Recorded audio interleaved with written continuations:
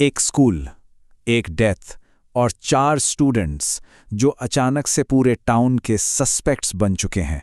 इस एक्सप्लेनर में हम सीधे उस प्रेशर कुकर वाली सिचुएशन में चलेंगे जहां बेव्यू हाई की एक ट्रैजिक इंसिडेंट अब एक कैलकुलेटेड, टेरिफाइंग साइकोलॉजिकल गेम बन चुकी है। ये कोई आम मिस्ट्री नहीं है। हम यहाँ चैप्टर 5 और 6 की ऐसी गहराइयों को समझेंगे जहां हर सस्पेक्ट के अंदर का डर किसी भी वक्त ब्लास्ट हो सकता है। इस एटमॉस्फेरिक टेंशन को थोड़ा और करीब से फील करते हैं। एक स्कूल, एक डेथ और 4 स्टूडेंट्स जो अब पूरे टाउन के सस्पेक्ट्स बन चुके हैं। ये लाइन परफेक्टली उस घुटन भरी क्लॉस्ट्रोफोबिक रियलिटी को कैप्चर करती है जिसमें ये 4 मेन सस्पेक्ट्स पूरी तरह फंस चुके हैं। एक ऐसी जगह जहां कोई प्राइवेट स्पेस बची ही नहीं है। पूरा टाउन उन्हें ऐसे देख रहा है जैसे वो किसी मर्डर मिस्ट्री के सेंटरपीस हों। कंट्रोल बिल्कुल हाथ से निकल चुका है। चैप्टर 5 में हमारी कहानी की एक नई शुरुआत होती है जो कि परफेक्शन के इस इल्यूजन को पूरी तरह से तोड़ देती है।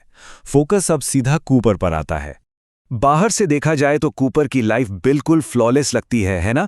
बेव्यू हाई का star baseball player, perfect athlete, एकदम ब्राइट फ्यूचर।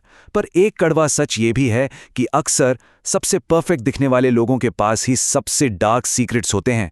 और कूपर के केस में तो ये एक ऐसा हिडन सीक्रेट है जो उसका करियर, उसकी रेप्यूटेशन, सब कुछ पल भर में तबाह कर सकता है।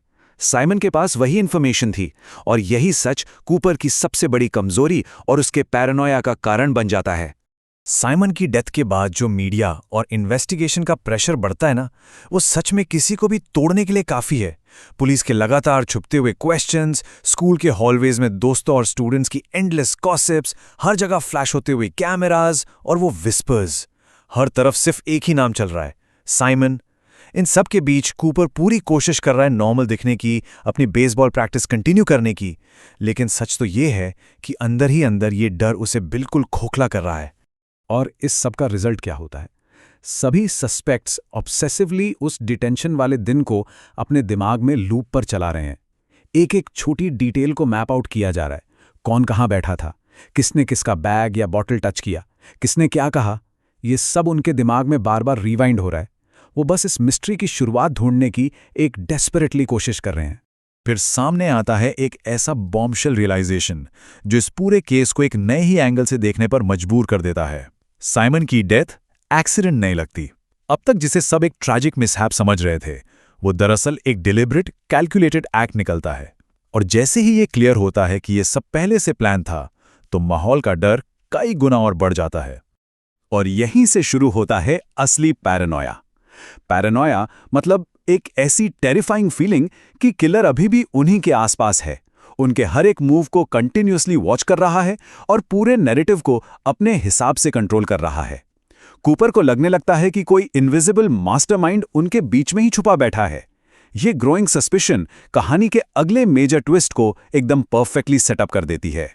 फिर इस डर और सस्पिशन के बीच में एक ऐसी चीज आती है जो थ्रेट ऑफ एक्सपोजर को एक अलग ही लेवल पर ले जाती है। शेड्यूल्ड पोस्ट का पैनिक। अचानक से पूरे स्कूल में एक रूमर आग की तरह फैल जाता है कि साइमन ने ऐप पर उनके सीक्रेट्स की कुछ पोस्ट्स पहले से ही शेड्यूल करके रखी हुई थी। सीक्रेट्स लीक होने वाले हैं। और ये थ्रेट कोई छोटी बात नहीं है, क्योंकि जब सच बाहर आता है तो सिर्फ रिलेशनशिप्स नहीं टूटते, लोग भी टूट जाते हैं। सब जानते हैं कि इम्पेंडिंग लीक का कोलैटरल डैमेज कैटास्ट्रॉफिक होगा। ट्रस्ट पूरी तरह से खत्म हो चुका है और अब सब बस एक एब्सोल्यूट पैनिक स्टेट में हैं। इस पैनिक स्टेट में चैप्टर 6 पर आते हैं, जहां फोकस अब एडी की तरफ शिफ्ट होता है और हम देखते हैं उसकी शैटर्ड आइडेंटिटी को। यहां पास्ट और प्रेजेंट के बीच का कॉन्ट्रास्ट एकदम शॉकिंग है। कल तक जो एडी एक पॉपुलर कॉन्फिडेंट गर्ल हुआ करती थी, उसकी रियलिटी आज बिल्कुल अलग है। साइमन की डेथ के बाद वो धीरे धीरे एक आइसोलेटेड सस्पेक्ट बन चुकी है। उसकी लाइफ स्लोली ब्रेक हो रही है। स्कूल में लोग उसे अजीब नजरों से देख रहे हैं। जिन्हें वो अपने फ्रेंड्स मानती थी, वो सब फेक लगने लगे हैं। और ये डेंजरस पुलिस इन्वेस्टिगेशन उसके पुराने कॉन्फिडेंस को पूरी तरह से छीन चुकी है। एडी को अब इस हार्श रियलिटी का एहसास होने लगता है। सीक्रेट्स ये कभी छुप के नहीं रहते, एक ना एक दिन बाहर आ ही जाते हैं। उसे समझ आ रहा है कि उसकी पूरी आइडेंटिटी तो बस जेक की गर्लफ्रेंड होने में ही सिमट गई थी। हाई स्कूल की बनाई गई आइडेंटिटीज कितनी फ्रैजाइल होती हैं, ये अब साफ दिख रहा है। जब सच सामने आने का डर बढ़ता है तो एडी महसूस करती है कि सब कुछ उसके कंट्रोल से बाहर जा चुका है। इस रिलेंटलेस प्रेशर की वजह से एडी के अंदर ढेरों शक पैदा होने लगते हैं। क्या उसके फ्रेंड सच में जेन्युइन है? क्या जेक वैसा ही है जैसा वो दिखता है, या वो भी कुछ छुपा रहा है? उनकी आपस की हर कॉन्वर्सेशन में अब एक अजीब सी टेंशन फील होती है। और सबसे बड़ा डाउट, क्या इन सब में कोई एक्चुअली सेफ है? उसे लगने लगता है कि आसपास हर कोई बस एक एक्टिंग कर रहा है। और यहीं से द डेंजरस गेम बिगिंस। अब ये क्लियर हो गया है कि ये कोई स्टैंडर्ड पुलिस इन्वेस्टिगेशन नहीं बची है, बल्कि मास्टरमाइंड का बनाया हुआ एक खेल है। एडी को एक ऐसी टेरिफाइंग एपिफनी होती है जो किसी के भी रोंगटे खड़े कर दे। किलर शायद सिर्फ साइमन को नहीं, उन सबको डिस्ट्रॉय करना चाहता है। सोचने वाली बात है, जो कोई भी इस सारे केओस को ऑर्केस्ट्रेट कर रहा है, वो सिर्फ पुलिस से बचने की कोशिश नहीं कर रहा। उसका एजेंडा उससे कहीं बड़ा है। वो इन बाकी सस्पेक्ट्स को भी एक्टिवली टारगेट कर रहा है ताकि उनकी लाइव्स पूरी तरह डिस्ट्रॉय हो जाएं।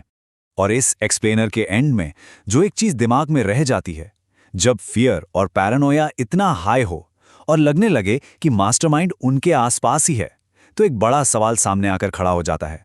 अगर किलर उनके इतने क्लोज है तो नेक्स्ट टारगेट कौन होगा? ये साइकोलॉजिकल प्रेशर कुकर अभी फटना बाकी है, और इस ट्रस्ट, लाइज और सीक्रेट्स के गेम में अभी बहुत कुछ होना बाकी है।